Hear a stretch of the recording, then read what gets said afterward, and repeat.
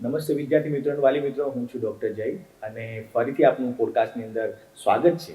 જે પોડકાસ્ટમાં સારથી અને એએમએ સંકળાયેલા છે અને તમને નવી નવી અલગ અલગ વ્યક્તિત્વ અને અલગ અલગ વ્યક્તિ વિશેષને મુલાકાત કરાવીએ છીએ અને જેમાં તમને નવું શીખવા મળે છે, નવું જાણવા મળે છે. પણ આજે તો એવું જાણવા મળશે કે તમે ક્યારેય કદાચ જાણ્યું પણ નહીં હોય અને તમને ખૂબ જ ઉપયોગી નીવડવાનું છે, ખાસ કરીને વાલીઓને અને બાળકોને પોતાના કરિયર માટે પણ આ એક ઉત્તમ કરિયર આગળ જતાં સાબિત થવાનું છે.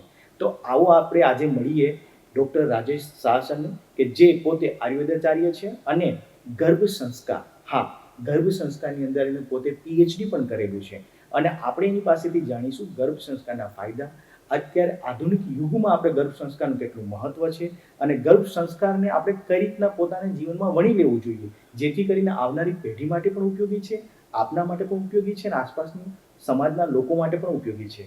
તો આવો આજે મળીએ આપણે ડૉક્ટર રાજેશ સરને. નમસ્તે. નમસ્તે સર.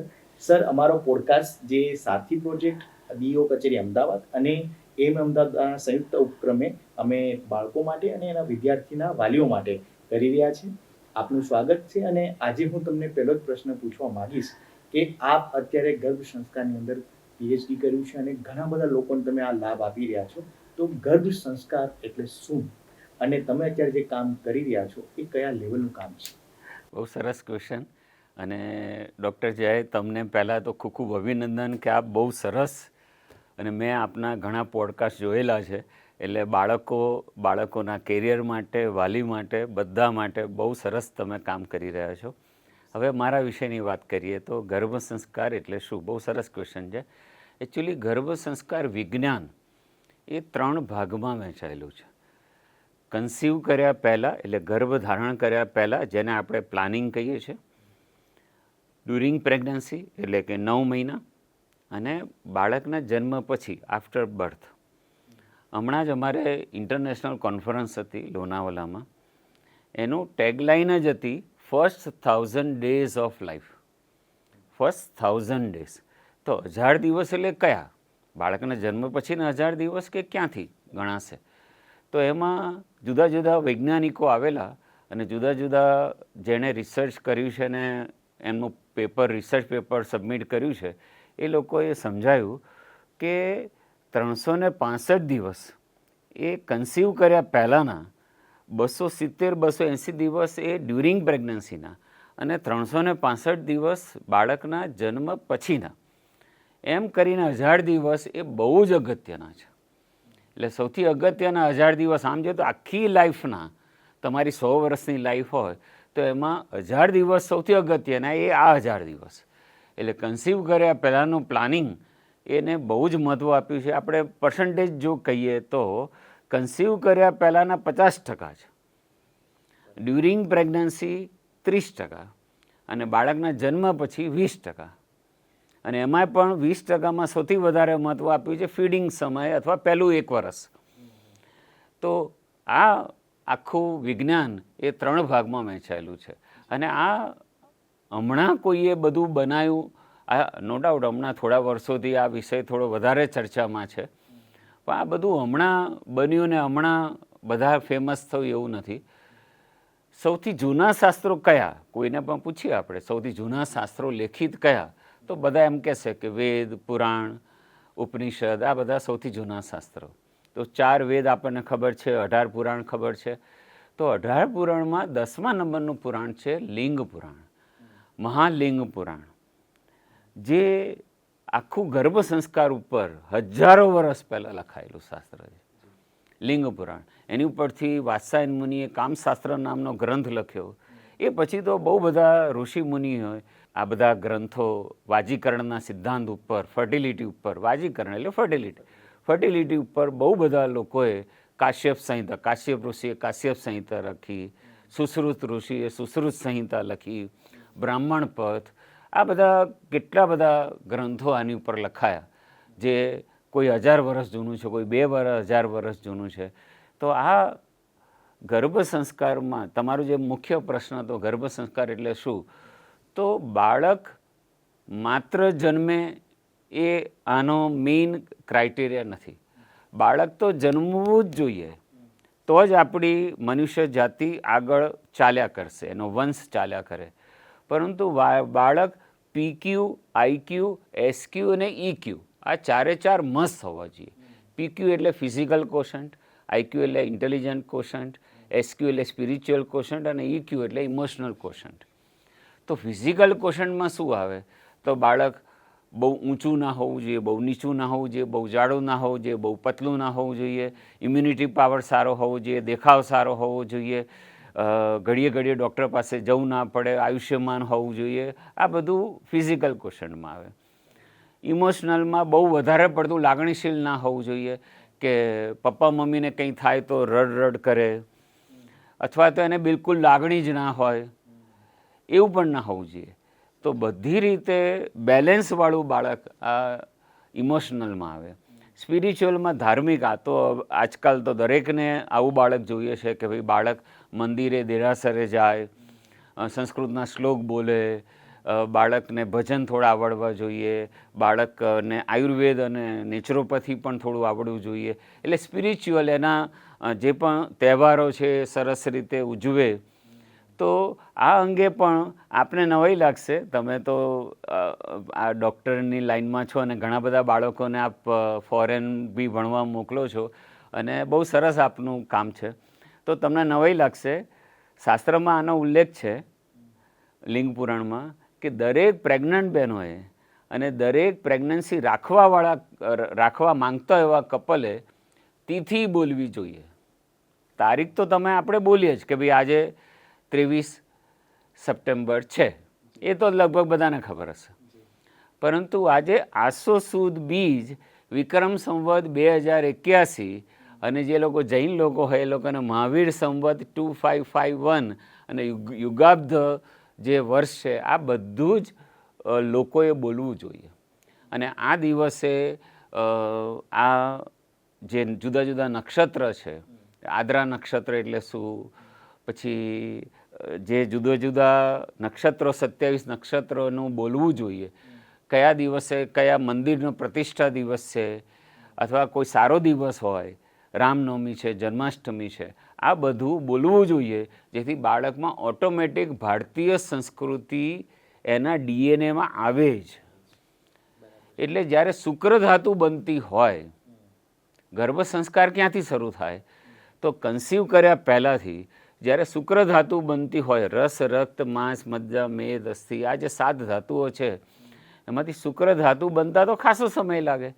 તો શુક્ર ધાતુ બનતી હોય એ પહેલાં પતિ પત્નીએ સૌથી પહેલાં તો બંને વચ્ચે મનમેળ સરસ હોવો જોઈએ, ટ્રસ્ટ હોવો જોઈએ, બંને જણા ખૂબ ખુશ હોવા જોઈએ, બંને જણાને એકબીજા પ્રત્યે ખૂબ લાગણી હોવી જોઈએ, બંને જણાએ મેડિટેશન કરવાનું, સૂર્યપ્રકાશ લેવાનો, અમુક જડીબુટ્ટીની જરૂર પડે તો જડીબુટ્ટી લેવાની આયુર્વેદિક.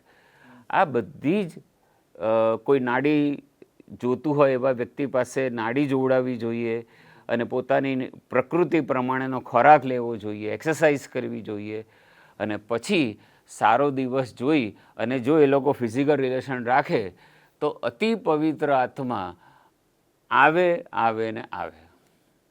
તો ગર્ભ સંસ્કારમાં બહુ જ પહેલાંથી એના માટે બહુ જ બધા વર્ષોની જરૂર નથી. ખાલી કન્સીવ કર્યા પહેલાં 3 મહિના પહેલાં, 6 મહિના પહેલાં જો થોડુંક ધ્યાન આપવામાં આવે તોય આપણે અતિ પવિત્ર આત્માને ઇન્વાઇટ કરી શકીએ છીએ. એ આપણને ખબર, કારણ કે સંતાન માતા પિતા પસંદ કરી શકે છે, માતા પિતા સંતાન પસંદ કરી શકતા નથી.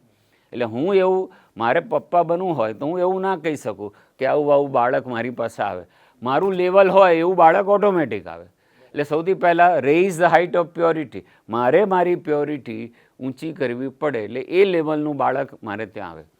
એટલે મારી એવી ઈચ્છા હોય કે મારું બાળક મંદિરે જાય, દેરાસરે જાય, પાઠશાળાએ જાય, આટલું સંસ્કૃત બોલે, એવી ઈચ્છા હોય. ઈચ્છાથી કંઈ નહીં થાય. મારે એ અમલમાં મૂકવું પડશે, મારે એટલું શીખવું પડશે, મારે એ સાચું બોલવાની, સવારે વહેલું ઉઠવાની, રાત્રે વહેલા સૂઈ જવાની, આ બધી હેબિટ પાડવી પડશે. તો એ લેવલનું આત્મા મારા ઘરે પધારે. તમે બિલકુલ સાચી વાત કરી છે. ઘણી વખત શું થતું કે પેરેન્ટ્સને બાળક સારું જોઈએ છે પણ એના માટેની તૈયારી એની નબળી હોય.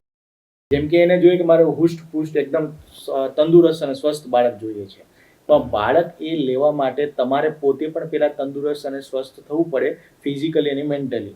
તો એના માટે તમે જે 3 અલગ અલગ પાર્ટ કયા છે, એમાં પહેલો ભાગ જ એ છે કે બાળકનો જન્મ થતાં પહેલા તમે લોકો પહેલા સ્વસ્થ થાવ, મેન્ટલી તૈયાર થાવ, અને પછી તમે એમાં આગળ વધી શકો. એ પણ એક પાર્ટ જ છે. તો ગર્ભ સંસ્કારનો જ ભાગ છે.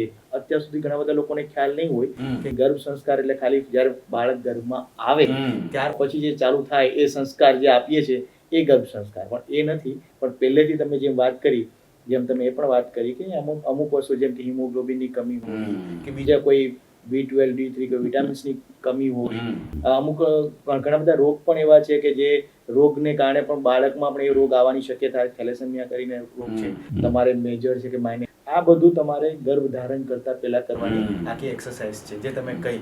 ને આ પહેલેથી જ છે. આવા ઘણા બધા દ્રષ્ટાંત આપણા લખેલા જ છે, આપણા વેદમાં છે, આપણા ઘણા બધા ગ્રંથોમાં છે, અને ઘણી કહાનીમાં પણ છે. બહુ સરસ રીતે તમે વાત કરી. અને પાછા ઘણા લોકોને તો કેવું છે સાહેબ કે ગર્ભ સંસ્કાર એટલે કોઈ એક યજ્ઞ હોય, એ યજ્ઞની એક વિધિ કરાવી દે એટલે ગર્ભ સંસ્કાર થઈ ગયો. એટલે એ બી પ્રેગ્નન્ટ થયા પછી કે ભાઈ આવી કોઈ વિધિ હોય, એ વિધિમાં ઘણા લોકો અમને કહે કે હા મેં તો ગર્ભ સંસ્કાર કરાવ્યો હતો. તો મેં તો ગર્ભ સંસ્કાર કરાવ્યો હતો એટલે શું, મને સમજ ના પડી. તો કે મારે જ્યારે 5મો મહિનો ચાલતો હતો ને ત્યારે અમારે ત્યાં એક વિધિ થતી હતી, ત્યારે આ વિધિમાં હું બેઠી હતી એટલે મેં તો ગર્ભ સંસ્કાર કરાવી દીધો. ગર્ભ સંસ્કાર એ એટલું મોટું શાસ્ત્ર છે, એટલું ડીપમાં શાસ્ત્ર છે કે નાની નાની વસ્તુ તમે શું વિચારો છો, શું ખાઓ છો, કેવું સાંભળો છો, કેવા લોકો સાથે બેસો છો, કેટલા વાગ્યા સુધી, મેઇન વસ્તુ ઊંઘ છે સાહેબ. સૌથી વધારે કન્સીવ કર્યા પહેલાં, કન્સીવ કર્યા પછી, ફીડિંગ વખતે જો સૌથી અગત્યનું કોઈ, આમ ઘણા બધા પરિબળો છે પણ ઘણા લોકો મને પૂછે કે સૌથી વધારે અગત્યનું પરિબળ કયું, તો મારી દ્રષ્ટિએ એક જ છે, એ છે ઊંઘ. જે વ્યક્તિની ઊંઘ સરસ હોય એને બધી રીતે સરસ બાળક મળે ને મળે. અને ઊંઘ સરસ એટલે વહેલું ઊંઘવું અને વહેલું ઉઠવું. 10 થી 6 એ આઈડિયલ. 10 વાગે સૂઈ જવું અને 6 વાગે ઉઠવું. ઘણા લોકો તો એવું કહે છે કે આજકાલના જમાનામાં ઇમ્પોસિબલ, 10 વાગે તો સૂઈ જવાતું જ નથી. અમે આવીએ જ આટલા વાગે ખાઈએ, વાતો કરીએ, એટલામાં જ 12 વાગી જાય છે, સૂતા 1 વાગે છે, સૂતા 2 વાગે છે. અમે ક્યાંથી આટલા વહેલા સૂઈ જઈએ. પણ જો સારું બાળક લાવવું હોય તો તપસ્યા કરવી પડે, અને તપસ્યાનું પહેલું પગથિયું એટલે ઊંઘ. વહેલા ઊંઘી જાઓ, વહેલા ઉઠો એટલે આપણી બોડીમાં ઓટો હિલિંગ જે રિપેર સિસ્ટમ છે એ બધું રિપેર થઈ જાય, અને પછી તમે સરસ બાળક લાવો. આ બહુ જ જરૂરી છે. જેથી બધી જે આપ બોલ્યા, હિમોગ્લોબિન ને આયર્ન ને D3 ને વિટામિન C, ફલાણું ઢીકણું, આ બધું જ ઓટોમેટિક સરસ થઈ જાય અને તમારી એકદમ હેલ્ધી બોડી થઈ જાય. તમારા જે બધી ગ્રંથિઓ પ્રોપર કામ કરતી થઈ જાય, અને પછી તમે બાળક લાવો તો હેલ્ધી બાળક જ આવે. આ વર્ષો પહેલાં શાસ્ત્રોમાં લખેલું છે. જી, આપ બિલકુલ વાત એકદમ પરફેક્ટ કહી રહ્યા છો. કેમ કે આજકાલ આપણે જોવામાં આવી રહ્યું છે કે બાળક આવી જવું, એક આવી ગયું બાળક, એના માટે કોઈ તૈયારી નથી હોતી. અને એને કારણે શું થતું હોય છે કે એનો બર્થનો જે વેઇટ હોય છે ઓછો હોય, ઘણી વખત વહેલું બાળક આવી જાય છે, બરાબર. ઘણી વખત એને ઘણા બધા હેલ્થ ઇસ્યુ થવા માંડે. મમ્મી પપ્પાને પણ ખ્યાલ નથી હોતો કે મને આ હેલ્થ ઇસ્યુ છે ને હવે મારા પ્રેગ્નન્સી રાખવી જોઈએ કે ના રાખવી જોઈએ. એમાં પણ એની તૈયારી નથી હોતી. એના કરતાં મેરેજ પછી, મેરેજનું કાઉન્સેલિંગ થાય એની સાથે સાથે જો આપણે કાઉન્સેલિંગ કરવામાં આવે કે કદાચ તમારે ગર્ભ રહી ગયો અથવા તો ગર્ભ રાખવાની તમારી ઈચ્છા છે, તો તમે કઈ કઈ વસ્તુનું પ્રિકોશન રાખી શકો છો, એના વિશેની અવેરનેસ એ લાવવી ખૂબ જરૂરી છે. એના કારણે તમને એક વસ્તુ પણ તમારા પેલા ધ્યાનમાં આવતી હશે કે આજકાલ જે પ્યુબર્ટીની એજ છે એ ઘણી વહેલી આવી જાય છે.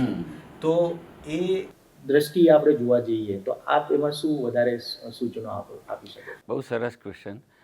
સૌથી પહેલાં તો થોડા વર્ષો પહેલાં, થોડા એટલે બહુ નહીં, ખાલી 70-100 વર્ષ પહેલાં છોકરીઓ પીરિયડમાં આવતી હતી 15 વર્ષે, 16 વર્ષે, અને પીરિયડ પૂરા થતા હતા 50, 55, 60 વર્ષે પીરિયડ એ લોકોના બંધ થાય. એટલે ફર્ટિલિટી સમયગાળો સારો એવો હતો. અને મારા દાદીને જ 6 બાળકો હતા, એટલે મને ખબર છે ઘણા બધાને ત્યાં 6-8 બાળકો કોમન હતા. મારા પપ્પા વખતે 4-5 બાળકો કોમન હતા. મારી વખતે 2-3 બાળકો બધાને ત્યાં હતા જ. અને હવે તો 1 અથવા 0. છોકરીઓ પીરિયડમાં 10 વર્ષે આવી જાય છે અત્યારે, અને ઘણી બધી છોકરીઓ 40-42 વર્ષે પીરિયડ એ લોકોના બંધ થઈ જાય છે, જેને આપણે મોનોપોઝ કહીએ છીએ. તો ફર્ટિલિટી જે ગાળો છે એ લેફ્ટ હેન્ડ સાઈડ ખસ્યો છે, અને છોકરીઓ અને છોકરાઓ કેરિયરના લીધે કે બીજા કંઈક કારણને લીધે એ લેટ મેરેજ કરે છે.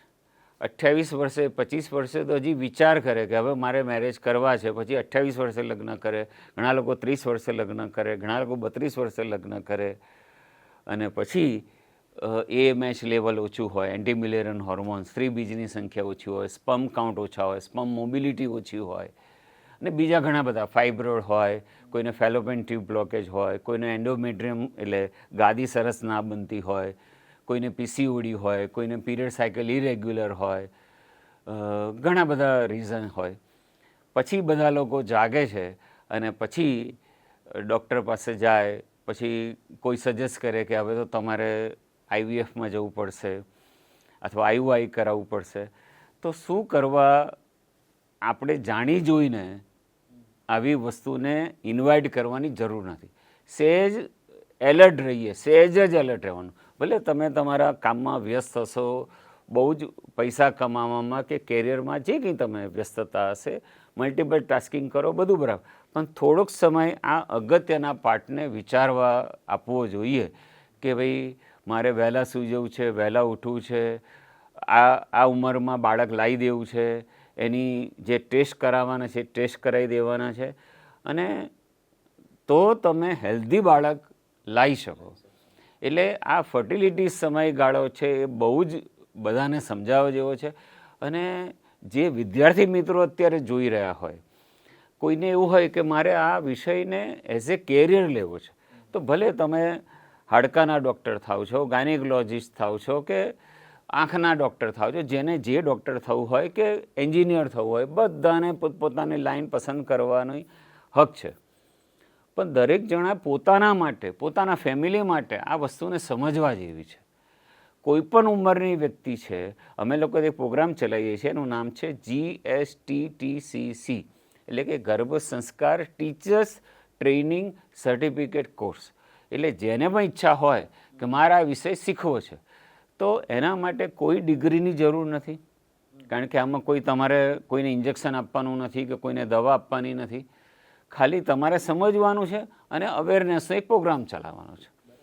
એટલે એવી કોઈ જરૂર નથી કે આટલી ડિગ્રી હોય. તમે જે કામ કરતા હોય એની સાથે સાથે પોતાના માટે અને આજુબાજુ આ ફેલાવવું જોઈએ કે આ વિષય તમે શીખો, અમારી પાસેથી શીખો, બીજા કોઈ પાસેથી શીખો, યુટ્યુબ પરથી શીખો, ક્યાંય બી શીખો, અને પછી આનો ફેલાવો કરો, જેથી સારા બાળકો ઓટોમેટિક આવે.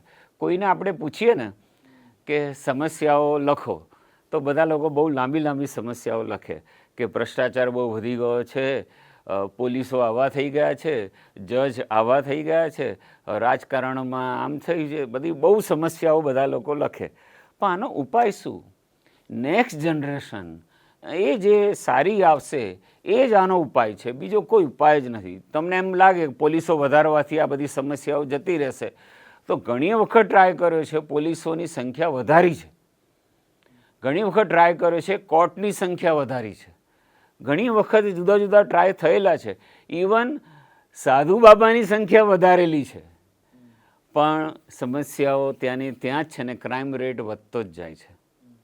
તો આનો ઉપાય માત્ર ને માત્ર એક જ છે, સારા નાગરિકો ભવિષ્યમાં સારા આવે અને એવા સારા નાગરિકો ભેગા થઈને એ લોકો જ સેલ્ફ ડિસિપ્લિનમાં રહે અને એ લોકો જ ભ્રષ્ટાચાર કે ફલાણું કે ઢીકણું જે સમસ્યાઓ છે એ લોકો જ એ કરી શકે.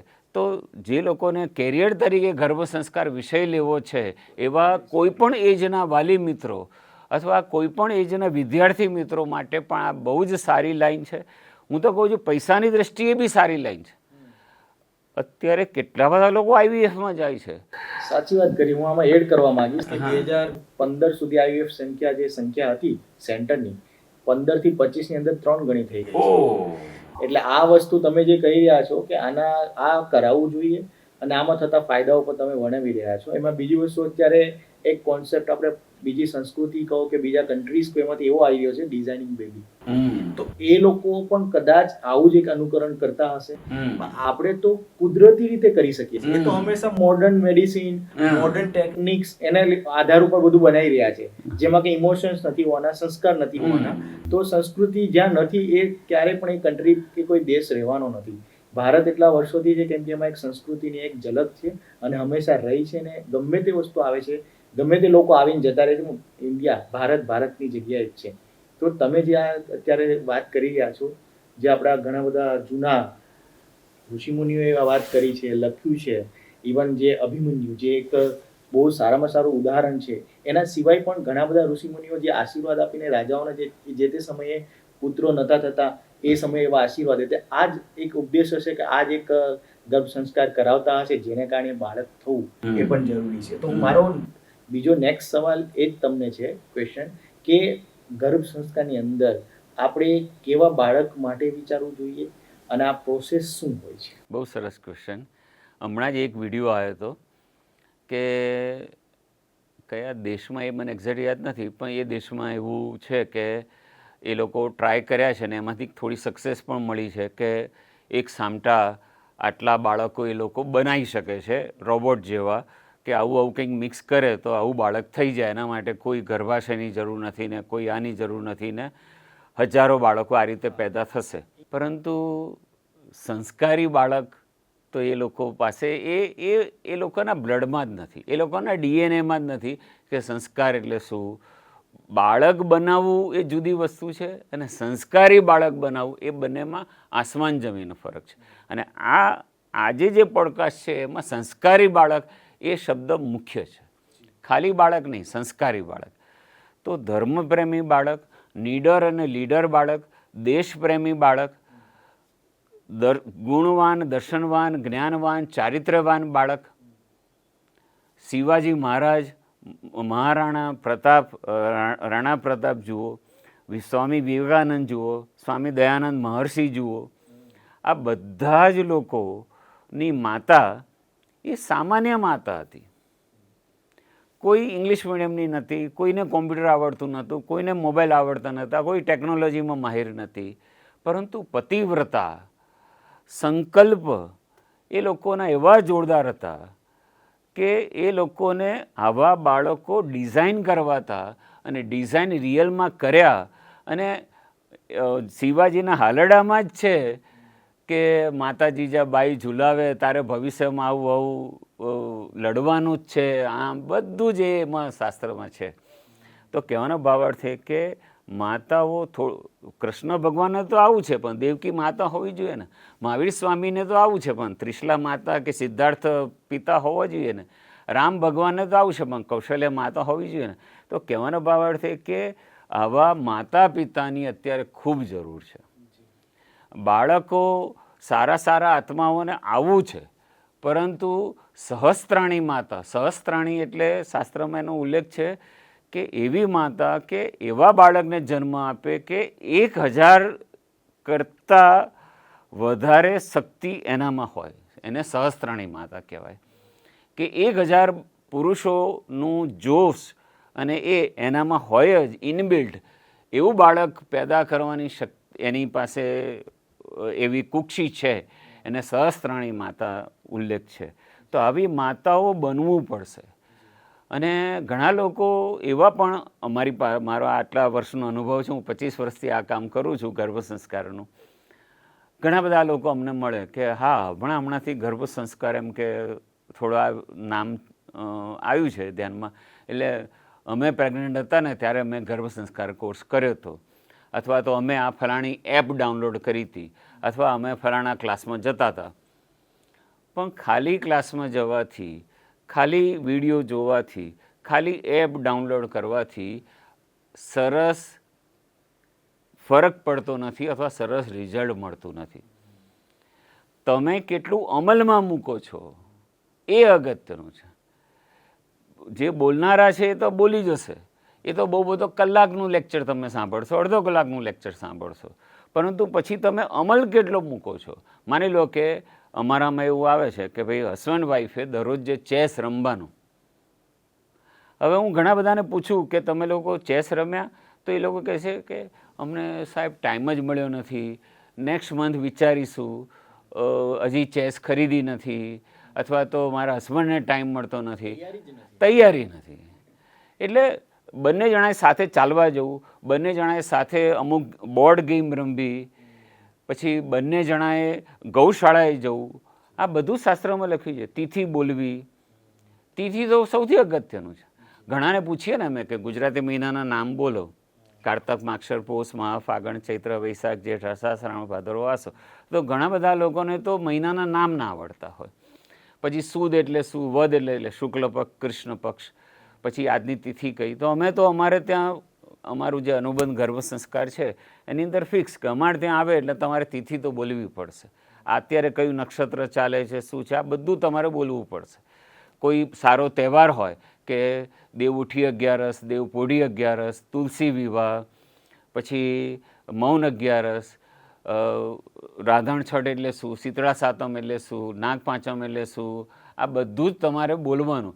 અને એટલું જ નહીં, ક્યારે જુવારની ધાણી ખાવી, ક્યારે બોર ખાવા, ક્યારે શેરડી ખાવી, ક્યારે મઠિયા ખાવા, ક્યારે ફાફડા જલેબી ખાવા, એની પાછળનું સાયન્સ શું છે.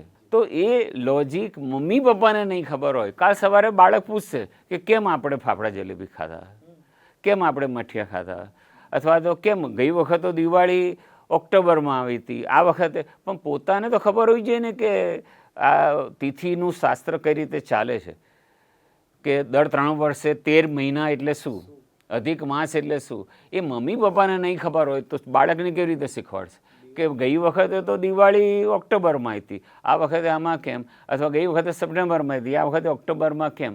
તો પણ મમ્મી પપ્પાને તો એની ગણતરી આવડવી જોઈએ ને, કે વચ્ચેની અમુક મિનિટોમાં ફરકથી આખું કેલેન્ડર કઈ રીતે બદલાય. ક્યારે 30 દિવસનો મહિનો હોય છે, ક્યારે 29 દિવસનો મહિનો હોય છે.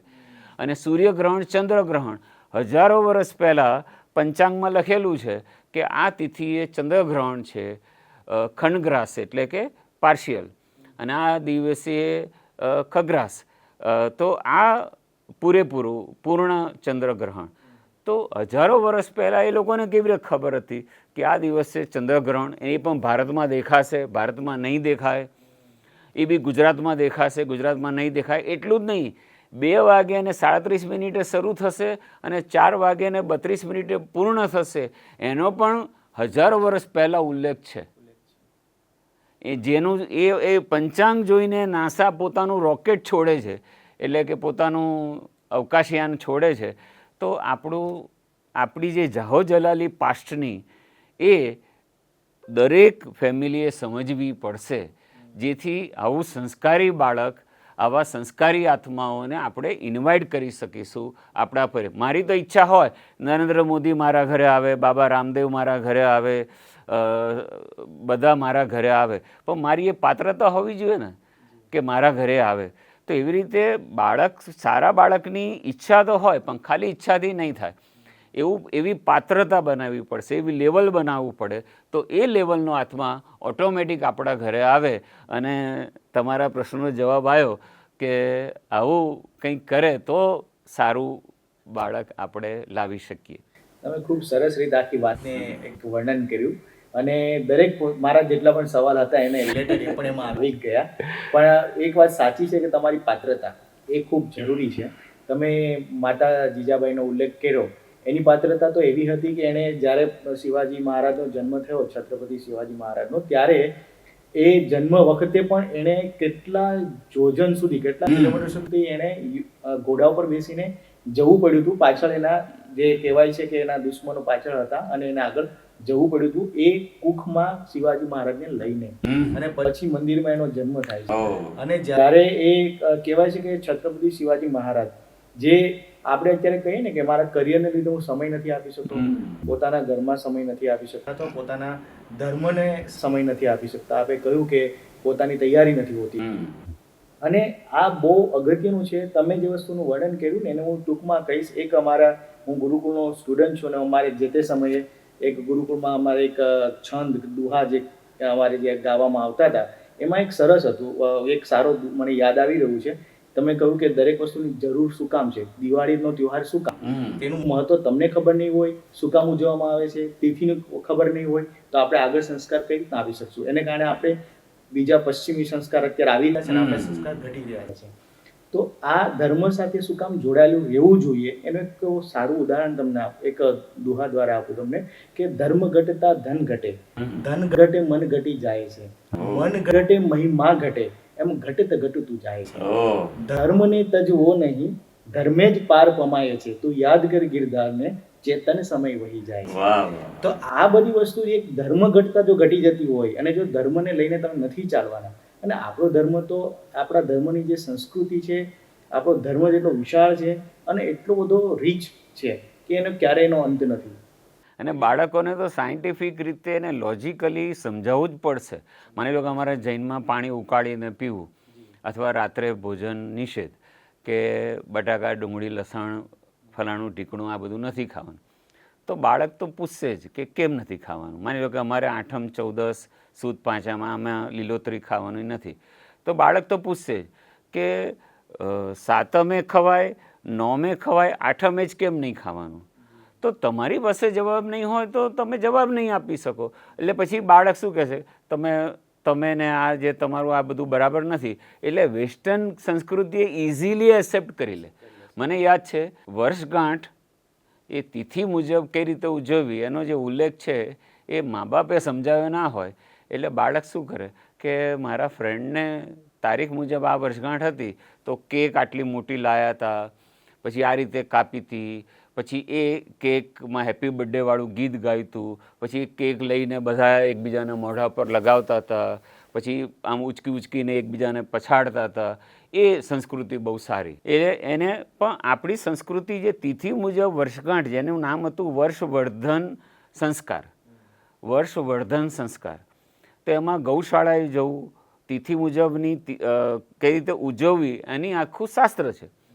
તો મા બાપને ખબર જ નથી કે વર્ષવર્ધન સંસ્કાર એટલે શું, અને શા માટે ગૌશાળાએ જવું, અને એને કઈ રીતે એન્જોય કરવું, અને આપણો ગોલ શું છે, આ મનુષ્ય જન્મ શા માટે મળ્યો છે, એ વેસ્ટ ના જવો જોઈએ.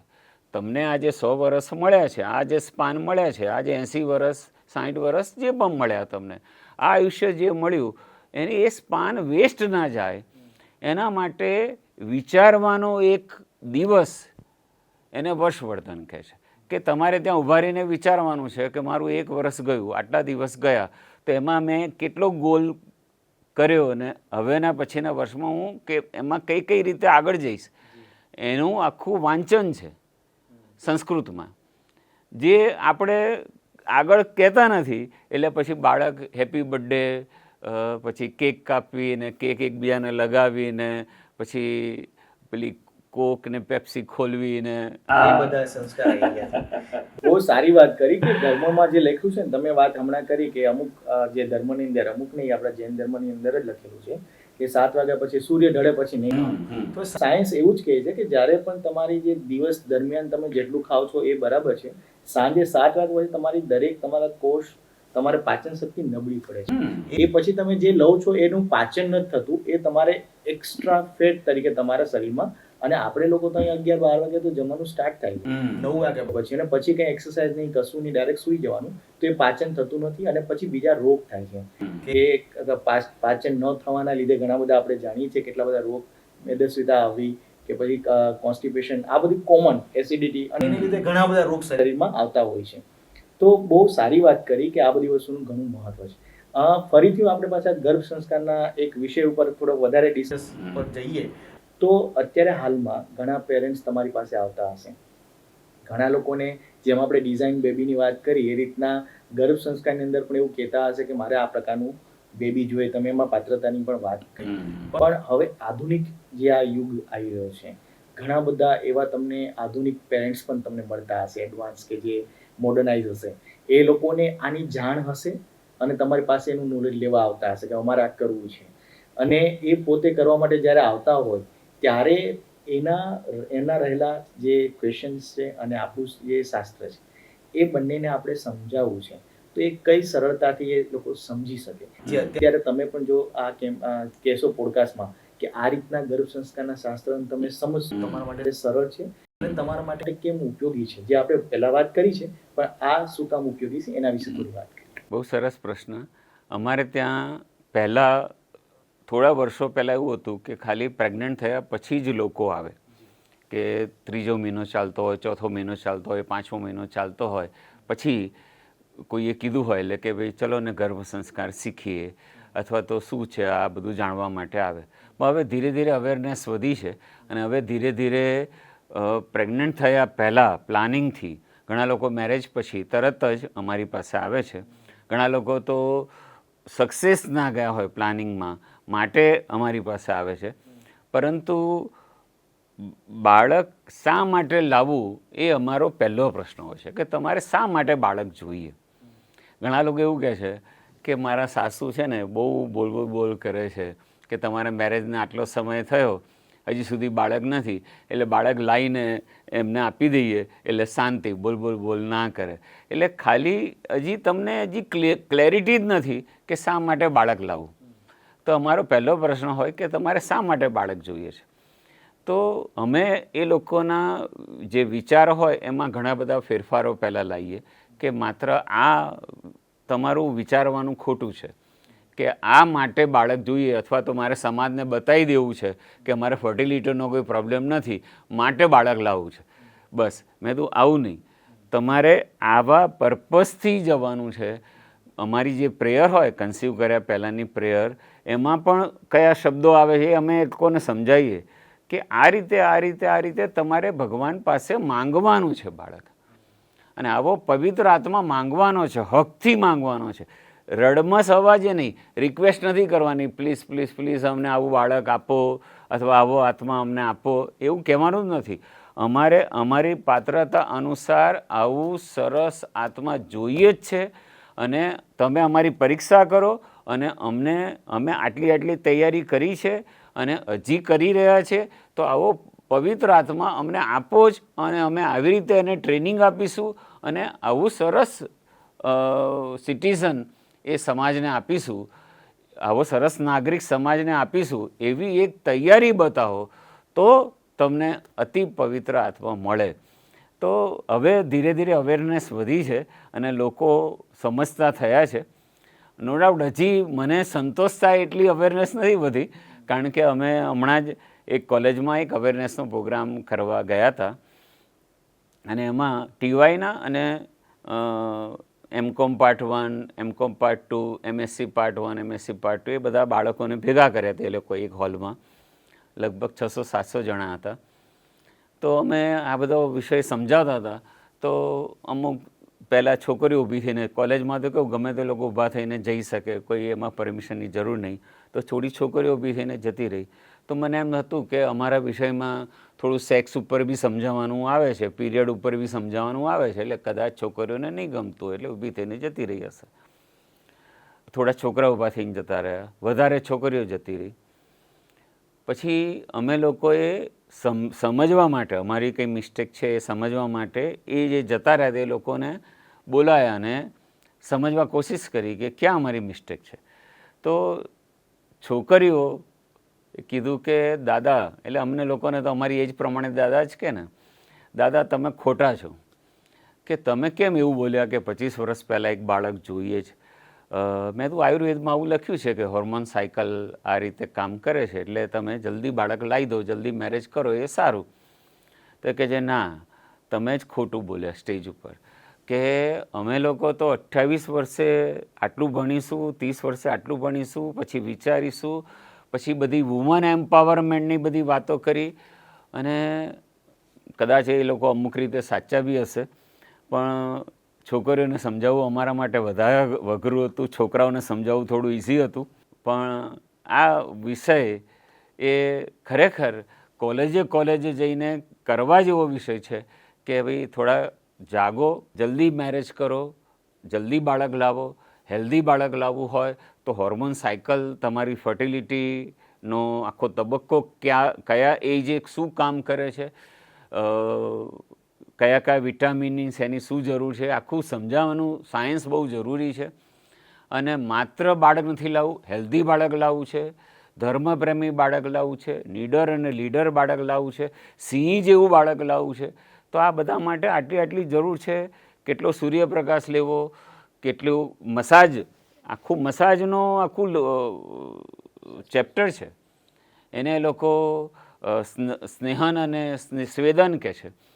તો એ આખું જે મસાજ કરી અને પછી તમે ફિઝિકલ રિલેશન રાખો તો અતિ પવિત્ર આત્માને, હેલ્ધી આત્માને તમે ઇન્વાઇટ કરી શકો છો.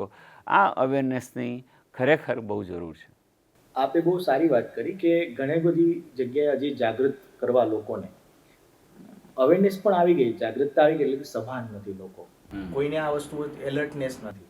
તો ઘણી બધી જગ્યાએ લોકો આંધળું અનુકરણ અને કરિયરની પાછળ એટલી આંધળી દોટ મૂકી છે કે હવે પોતાના પર્સનલ લાઈફ વિશે કે પોતાની આવનારી લાઈફ વિશે એને ધ્યાન નથી રહ્યું.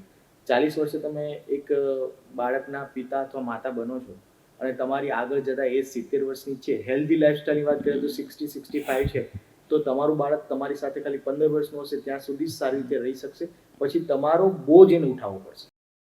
આ વસ્તુ એને સમજવા જેવી છે. પણ જો 25 વર્ષે કે 25 થી 30 વર્ષની વચ્ચે મારું બાળક હશે મારી સાથે, એક બાળક કમસે કમ, તો પછી બાળકને કોઈ હેલ્થ ઇસ્યુ નહીં હોય, બાળકના મમ્મી પપ્પાને પણ કોઈ હેલ્થ ઇસ્યુ નહીં હોય, અને આગળ જતાં એ બાળક એને એકબીજાને કામ લાગી શકવાનું, પેરેન્ટ્સ અને બાળક બને. બાળક જ્યારે 15 વર્ષનું હોય ત્યારે મા બાપ બીમાર પડી જાય તો કઈ રીતના એની સેવા કરી શકશે? અને બાળકને તો 18 વર્ષ 20 વર્ષે એનું કરિયર સેટ કરવું હશે, ત્યાં સુધી તો તમારો સપોર્ટની જરૂર રહેવાની છે. એટલે જે સ્ટુડન્ટ જે છે એ અમુક વસ્તુને હજી એને પોતાના ટાઈમ વિશે ખબર નથી, ટાઈમ મેનેજમેન્ટ વિશે ખબર નથી, ગોલની ક્લેરિટી નથી કે કયો ગોલ ક્યારે અચીવ કરવો છે. અને આનું એક વિષય ઉપર આપણે વાત કરીએ, તમે જે પહેલાં વાત કરી હતી કે કરિયર વિશે બહુ નોલેજ હોવું જરૂરી છે કે તમારે શું કરવું. બાળકોએ પહેલાં તો અત્યારે જે રીતના પ્યુબર્ટીની આગળ આવી રહી છે એ પ્રમાણે તમારે કરિયર સિલેક્શન પહેલાં કરી લેવું પડશે. પહેલાંની જેમ હું વિચારી નહીં શકો કે મેં હવે ગ્રેજ્યુએશન કરી લીધું, હવે હું શું કરીશ, બરાબર. હવે કંઈ મિડ કરિયર ક્રાઇસિસ જો આવશે તો તમે એને પાછો રોંગ ટર્ન આવશે, તમે આગળ નથી વધી શકવાના. તમારા જિંદગીના 18 વર્ષ તમે કરિયરમાં નાખી રહ્યા છો. 8મા 9મામાં તમને ખબર હોવી જ જોઈએ કે મારે કયો સબ્જેક્ટ લેવો છે. 11મા 12મા ધોરણમાં તમને ખબર હોવી જ જોઈએ કે મારે કયા ડિપાર્ટમેન્ટમાં જવું છે, મારે એન્જિનિયર બનવું છે, ડોક્ટર બનવું છે, એમાં હું બની શકીશ કે નહીં, હું આ જે આગળ હું ડિગ્રી લેવાનો છું એને હું લાયક છું કે નહીં. નહીં કે બધા જઈ રહ્યા છે તો હું જતો રહું. તો તમારે 25 વર્ષે તમારી પાસે ડિગ્રી હશે તો તમે કંઈક કરતા હશો. નહીંતર 25 વર્ષે પણ તમારા ગોલ સેટિંગ નહીં હોય, ગોલની ક્લેરિટી નહીં હોય તો મેરેજ તો દૂરની વાત રહી. તો આ બહુ સારી વાત કરી, કદાચ એ લોકો ના સમજી શક્યા, પણ આ વસ્તુને લઈને આપણે આગળ વાત કરીએ કે જે લોકો અત્યારે આંધળું અનુકરણ કરી રહ્યા છે, પોતાના કરિયર વિશેનું જેને નોલેજ નથી ને છતાં પણ જે આ વિષય વિશે સમજવા નથી માંગતા, તો આમાં આપણો કોઈ વાત ના કહી શકીએ. હવે બીજો એક ક્વેશ્ચન અહીંયા એ પણ આપણને થાય છે કે જે ગર્ભ સંસ્કાર જે છે, ગર્ભ સંસ્કારને લઈને અત્યારે ઘણી બધી માન્યતાઓ પણ હશે. તમારી પાસે કઈ એજમાં આવવું, શું શીખવું અને શું તૈયારી રાખવી એ તો તમે કહેતા જ હશો. સાથે સાથે અત્યારે ઇન્ફર્ટિલિટી, એની પહેલાં વાત કરી લે કે ઇન્ફર્ટિલિટીનું અત્યારે પ્રમાણ વધી રહ્યું છે. આ જ કારણથી કે લેટ તમારું આ ડિસિઝન, મેરેજનું ડિસિઝન લેટ કરવું અથવા તો બાળકો માટેનું ડિસિઝન લેટ લેવું, હેલ્થ ઇશ્યુઝને કારણે. અને તમે થોડી વાત કરી ઇન્ફર્ટિલિટી માટે પણ અત્યારે આપણા આયુર્વેદમાં ઘણું બધું કહેલું છે. ત્યાંથી શરૂઆત કરીએ આપણે તો આપણે એ કઈ બાબત હોય છે જેમાં ઇન્ફર્ટિલિટીમાં પણ આ વસ્તુ કામ લાગે, ગર્ભ સંસ્કાર. અને ગર્ભ સંસ્કારની અંદર તમે જ્યારે પ્રોસેસમાં એ લોકો આવતા હોય છે ત્યારે કયા અલગ પાસા હોય છે, જેમ કે ડાયટ હોય છે, ઘણી બધી વસ્તુઓ હશે, એના વિશે થોડી માહિતી આપો. બહુ સરસ પ્રશ્ન. ઇન્ફર્ટિલિટીના ઘણા બધા કારણો છે. એમાં સૌથી પહેલું ઊંઘ, કે ઊંઘ 8 કલાકની હોવી જોઈએ, અને એ પણ સૂર્યોદય પહેલાંની 8 કલાકની ઊંઘ. ઘણા લોકો અમારી પાસે એવા આવે કે અમારી 8 કલાકની ઊંઘ થાય છે, પછી અમે પૂછીએ કેટલા વાગે સૂઈ જાઓ, કેટલા વાગે ઉઠો છો, તો કે રાત્રે 2 વાગે સૂઈ જઈએ છીએ ને સવારે 10 વાગે ઉઠીએ છીએ, એટલે 8 કલાક થઈ ગયા.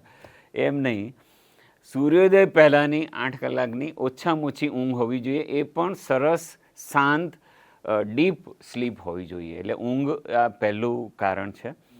બીજું જંક ફૂડ એટલે કે બહારનું ખાવાનું અને જે હેલ્ધી સાત્વિક ફૂડ ખાવાનું. પણ ઘણા લોકો હજી ઇન્ડિયન સ્ટાઇલ સંડાસ ઉપયોગ કરતા નથી.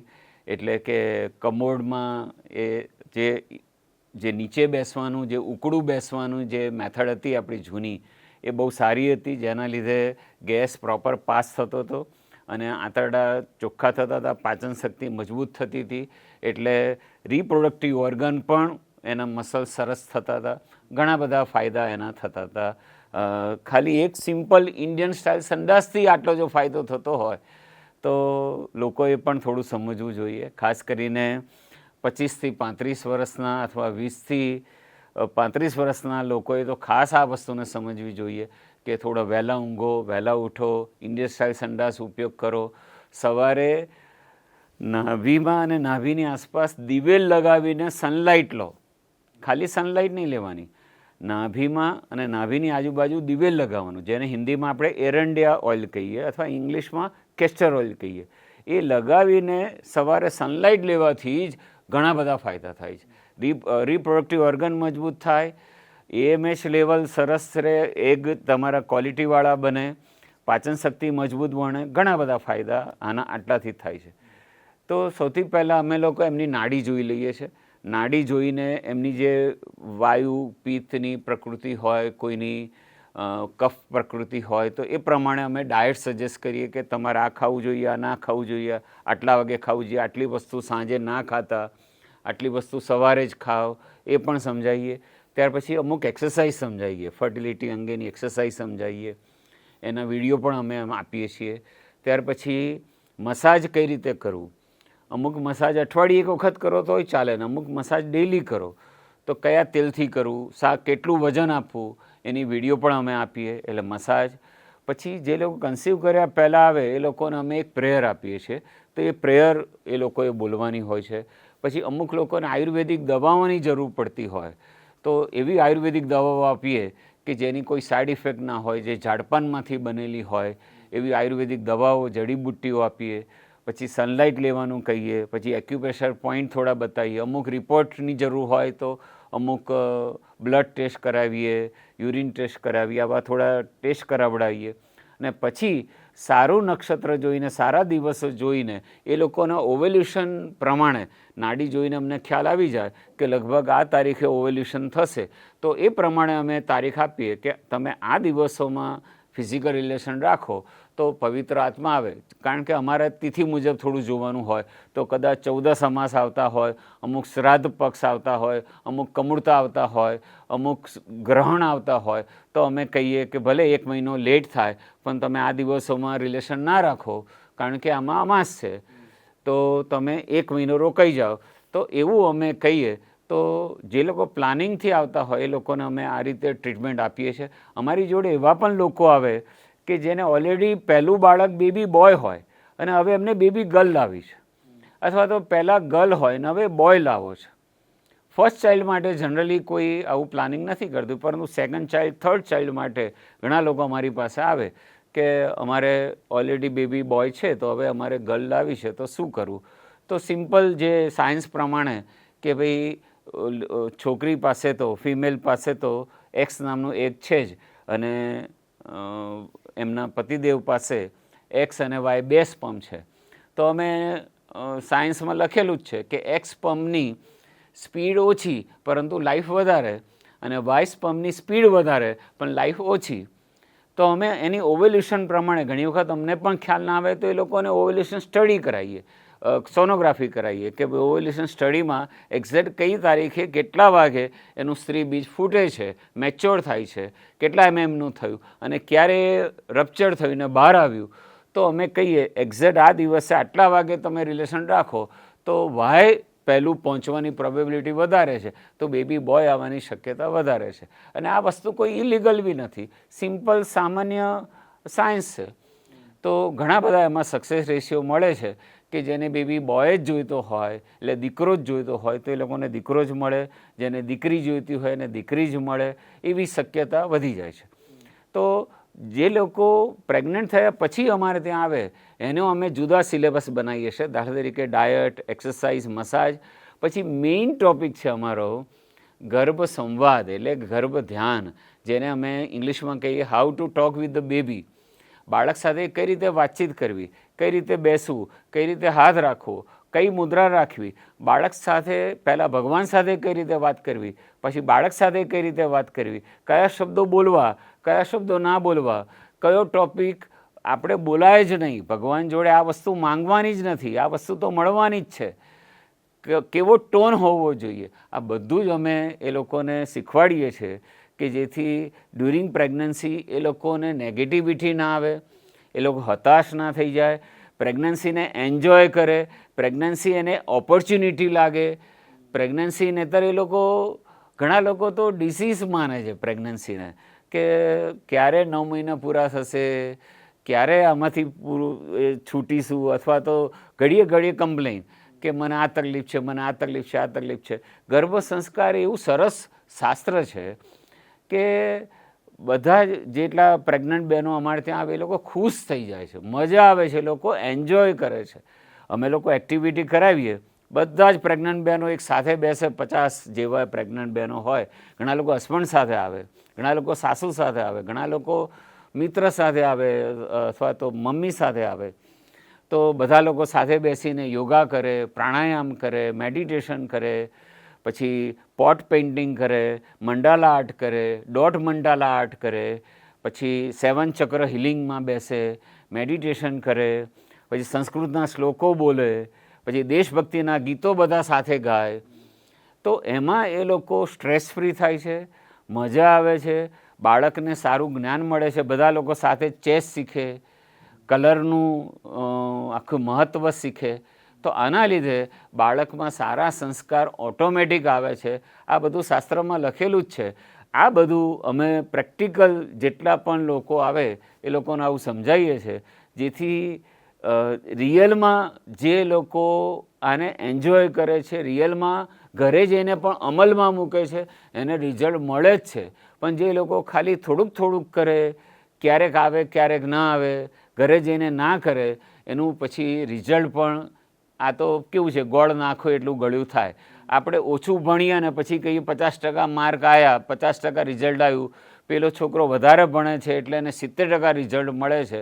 તો નેચરલી તમે જેટલા સિરિયસ થશો એટલા પર્સન્ટેજ સારું રિઝલ્ટ મળશે અને એ તમારા બાળકમાં દેખાશે. અને અમારે ત્યાં આજે 2000ની સાલથી આ કામ કરું છું, આજે 25 વર્ષ થયા, તો ઘણાના બાળકો આજે 16 વર્ષના થઈ ગયા, 20 વર્ષના થઈ ગયા. તો અત્યારે અમારી પાસે આવે ત્યારે અમને ખ્યાલ આવે છે અને એ લોકો એપ્રિશિએટ કરે છે કે રિયલમાં અંકલ અથવા દાદા અમને કહે કે આ બાળક ઉપર ગર્ભ સંસ્કારની ઇફેક્ટ દેખાય છે, કે શાંત છે તેમ છતાં એક્ટિવ છે, સરસ ભણે છે, મા બાપની સરસ લાગણી છે અને સમાજ સેવાનું આવું સરસ કામ કરે છે, વગેરે વગેરે.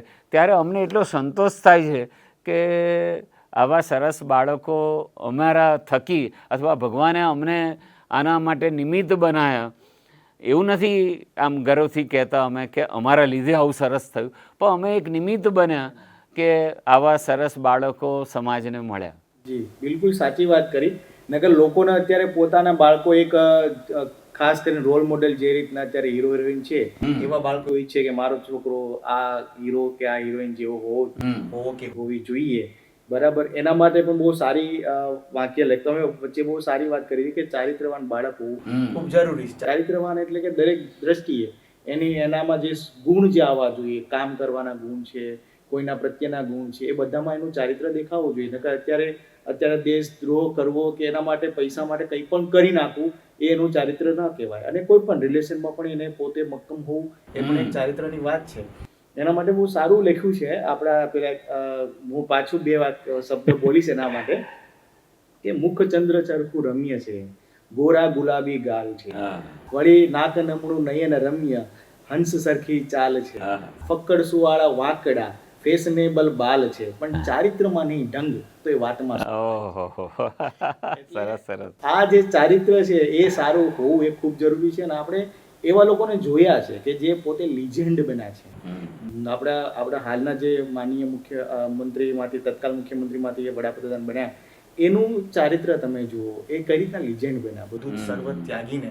તો એમાં તમને આના આખા જીવનની કહાની જુઓ તો તમને આવું જ કંઈક કરી છૂટવાની ભાવના. આપણે સ્વામી વિવેકાનંદ એનું ચારિત્ર જુઓ તો એવા ચારિત્રના ગુણ ક્યારે આવે? આપણા તમે છત્રપતિ શિવાજી મહારાજની વાત કરી, સંભાજી મહારાજની વાત કરી, તો આ બધી વસ્તુઓ આપણે ક્યારે આવે કે જ્યારે એની અંદર એની માતાની કોખ પણ એ રીતના તૈયાર થયેલી હોવી જોઈએ. ત્યારે લોકો. હમણાં જ તમારું એક પોડકાસ્ટ હતું, મેં હમણાં જ જોયું. એક દીકરી નાની ઉંમરમાં સંસ્કૃતમાં PhD થઈ અને એ દીકરીએ આટલા બધા બાળકોને સંસ્કૃતમાં ભણાયા અને ફાસ્ટ એ સંસ્કૃતમાં ટ્રાન્સલેટ કરતી હતી. તમારી સામે જ બેઠેલી, આ જ જગ્યાએ બેઠી હતી. મને તે દીકરી માટે સેલ્યુટ કરવાનું મન થાય અને વંદન કરવાનું મન થાય. એક દીકરી ડૉક્ટર હતી અને આ બધા તમારા પોડકાસ્ટ ખરેખર બહુ ફાઇન છે.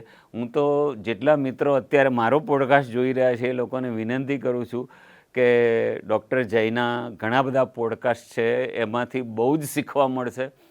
જ્યારે પણ ફ્રી હો ત્યારે આવા બધા પોડકાસ્ટ જુઓ અને બહુ સરસ પ્રોજેક્ટ ડૉક્ટર તરીકે પણ આપે. અને હમણાં આપણે બધા દોહા બોલ્યા તો મને પણ ઘણી વખત એમ થાય કે ડૉક્ટર તરીકે આપણને સાહિત્યમાં પણ કેટલો સરસ રસ છે અને આપણને આટલી બધું આવડે પણ છે અને સંસ્કૃતમાં અને હિન્દીમાં અને બધે સરસ તમને રસ છે અને આવા સરસ પોડકાસ્ટ તમે લો છો અને આવી દીકરીઓને આવા લોકો તમે શોધી લાવો છો. આ પણ એક ચેલેન્જવાળો સબ્જેક્ટ છે અને DO કચેરી પણ તમને બહુ સરસ સપોર્ટ કરે છે, AMA પણ સરસ સપોર્ટ કરે છે, મ્યુનિસિપલ કોર્પોરેશન તમને સપોર્ટ કરે છે. એટલે બહુ સારું. અને આ મારો જે વિષય છે ગર્ભ સંસ્કારનો, એ તો કોઈ પણ એજના 60, 70, 80 વર્ષના લોકો પણ શીખે, યંગ લોકો બી શીખે, બધા લોકો મારી પાસે શીખે. કોઈ પણ જાતનો ચાર્જ આપવાની જરૂર નથી. બધા લોકો શીખો અને પૈસાની દ્રષ્ટિએ પણ આ વિષય બહુ સારો છે. ભવિષ્યમાં બહુ જરૂર પડવાની છે આ વિષયની. મારી ઉંમર 65 વર્ષની છે, હું થોડા વર્ષ આ કામ કરી શકીશ. તો હવે આ ખજાનો છે અને આ બધું વાત્સાયન મુનિએ ખજાનો આપેલો છે, લિંગ પુરાણમાં ખજાનો આપેલો છે, કાશ્યપ ઋષિએ ખજાનો આપેલો છે, સુશ્રુત ઋષિએ ખજાનો આપેલો છે. આ ખજાનાને સમજીએ, એન્જોય કરીએ અને લોકો સુધી પહોંચાડીએ અને આપણે સારા બાળકો સમાજને આપીએ. આ બહુ જરૂરી છે. માત્ર બાળકો લાવવા, માત્ર પૈસા પાછળ દોડવું અને પછી ખોડખાપણવાળું બાળક લાવવું પણ ફિઝિકલી કાં તો ફિઝિકલી ખોખરાપણ હોય કાં તો માનસિક સ્ટેબલ ના હોય. તમે બહુ સારી વાત કરી કે EQ, IQ, PQ અને એ બધી વસ્તુ પણ કહો SQ. સ્પિરિચ્યુઅલી પણ અત્યારે બહુ જરૂરી છે કેમ કે નાના મોટા જે ઇન્સિડન્ટ બને ત્યારે આપણને ખ્યાલ આવે છે કે સ્પિરિચ્યુઅલી અને થોડું ઇમોશનલી પણ બાળક કેટલું ઇન્ટેલિજન્ટ હોવું જરૂરી છે. સાહેબ, એક જ વસ્તુ એડ કરું. અમે ગર્ભ સંસ્કારમાં બધા જ કપલને, એટલે હસબન્ડ વાઈફ બંનેને, ખાસ કરીને હસબન્ડને સોનોગ્રાફી રિપોર્ટ કઈ રીતે વાંચવો, બ્લડ રિપોર્ટ કઈ રીતે વાંચવો, એ પણ શીખવાડીએ છીએ કે જેથી એ લોકોને એન્ટી સ્કેન એટલે શું, ન્યુક્લિયર ટ્રાન્સલુસન્સી એટલે શું, 23 ક્રોમોઝોમ પપ્પામાંથી આવ્યા, 23 ક્રોમોઝોમ મમ્મીમાંથી આવ્યા, 46 ક્રોમોઝોમથી બાળક બન્યું. તો ઘણાને 21 ટ્રાઇઝોમી હોય છે, ડાઉન સિન્ડ્રોમ હોય છે, 13 ટ્રાઇઝોમી એટલે શું, 18 ટ્રાઇઝોમી એટલે શું, આ બધું સમજાવીએ છે. તો એ લોકો હવે એલર્ટ થયા છે અને હવે સમજવા માંડ્યા છે અને એમાંથી બહાર આવવું હોય તો શું કરવું, કયા વિટામિનની શું ઉણપ છે, કે હવે એ લોકો એલર્ટ થયા છે અને હવે એ લોકો થોડા. તો આ વસ્તુ તમારા પોડકાસ્ટ દ્વારા જેટલા લોકો સમજે અને લોકો વહેલા સૂતા થાય, વહેલા ઉઠતા થાય, સ્ક્રીન ટાઈમ ઓછો કરે અને આવા સરસ વિટામિનવાળા બાળકો લાવે. કારણ કે ઘણા લોકોના ફેફસા મજબૂત નથી હોતા, ઘણા લોકોની આંખો મજબૂત નથી હોતી, તો પછી એ લોકો શું કરશે આગળ? પાછળ પછી પોતાના બાળક માટે જ એને પોતે પણ સફર કરે ને બાળકે સફર કરે, એને બંનેને પ્રોબ્લેમ થાય અને એની પાછળ આખી જિંદગી ખેંચાય. એના કરતાં તમારે આ પોડકાસ્ટ ઉપરથી એ કન્ક્લુઝન ઉપર આવીએ કે તમારે જેટલું અર્લી આનો પ્લાન કરો, સારી રીતે પ્લાન કરો, 100% આપો તમે અને ગર્ભ સંસ્કારને એક સંસ્કાર તરીકે પૂરેપૂરો તમે એને પોતાની અંદર શીખો જાતે અને આ પ્રોસેસમાં જાઓ તો તમારું એક હેલ્ધી બાળક આવશે અને આપણા નેશનને આપણા દેશને એક સારો નાગરિક મળશે, એક સ્વસ્થ અને તંદુરસ્ત નાગરિક મળે. ભારતને વિશ્વગુરુ બનાવવું હોય તો ગર્ભ સંસ્કાર સિવાય કોઈ છૂટકો જ નથી. આપણે રૂટમાં જ જવું પડશે. રૂટમાં નહીં જઈએ તો આપણે આ રૂટ કોઝ એનાલિસિસ છે, ગર્ભ સંસ્કાર કરવું જરૂરી છે. જો એ આપણે એનું સોલ્યુશન આપણી પાસે હોવા છતાં પણ આપણે એનો ઉપયોગ નહીં કરીએ તો એનો કોઈ મતલબ નથી રહેતો. 16 સંસ્કાર 21 ઉપસંસ્કાર એ તો ભારતનો મૂળભૂત ખજાનો છે. 16 સંસ્કાર, ગર્ભાધાન સંસ્કાર, પુસંવન સંસ્કાર, સીમંતોનયન સંસ્કાર, જાતકર્મ સંસ્કાર, નામકરણ સંસ્કાર, નિષ્ક્રમણ સંસ્કાર, મુંડન સંસ્કાર, જેને આપણે ચૌલકર્મ સંસ્કાર કહીએ છીએ, કર્ણવેદ સંસ્કાર, પછી અન્નપ્રાશન સંસ્કાર, અને આ બધા જે સંસ્કાર છે, ઉપનયન સંસ્કાર, પછી વેદારંભ સંસ્કાર, સમાવર્તન સંસ્કાર, વિવાહ સંસ્કાર, છેલ્લા 3 સંસ્કાર જે આવે, તો આ સંસ્કારને સમજવા, એની વિધિ, એના શ્લોક એ બહુ જરૂરી છે. પછી 21 નાના નાના સંસ્કાર, આ બધા શીખવા બહુ જરૂરી છે.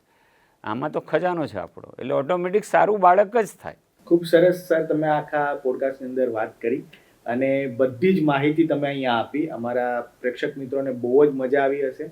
એક અલગ વસ્તુ અને એક અલગ અનુભૂતિ થઈ હશે કે ગર્ભ સંસ્કારનું કેટલું મહત્વ છે અને ગર્ભ સંસ્કારના આધારે આવેલા કે જન્મેલા બાળકો આપણા દેશ માટે કેટલું સારું હિત કરી શકે એમ છે, કેટલું આગળ આપણો દેશ વધી શકે એમ છે.